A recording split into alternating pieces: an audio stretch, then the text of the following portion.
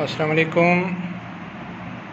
मैं गूगल से रिक्वेस्ट करता हूँ कि जिस तरह अगर किसी और की वीडियो अपलोड करते हैं तो गूगल फौरी नोटिफिकेशन जारी कर देता है कि ये वीडियो किसी और की है, लिहाजा आप अपनी वीडियो अपलोड करें वरना आपका चैनल ब्लॉक कर दिया जाएगा। तो मैं एक गुजारिश करना चाहूँगा कि गूगल के पास सहज सित्ता और उसूल अरबा तमाम मौजूद हैं। कोई ऐसी हदीस जो इन कुतब में ना हो वो कोई भी आदमी अपलोड करता है तो उसके चैनल को ब्लॉक करना चाहिए।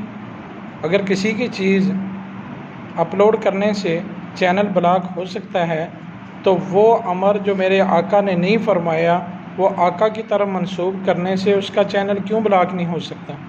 कफ़ा बिल मरई काज़िबन अन युहद्दिस बिकुल्लि मा समी, झूठे होने की यही दलील काफ़ी है कि कहना सुनना और कह देना उसकी तस्दीक ना करना।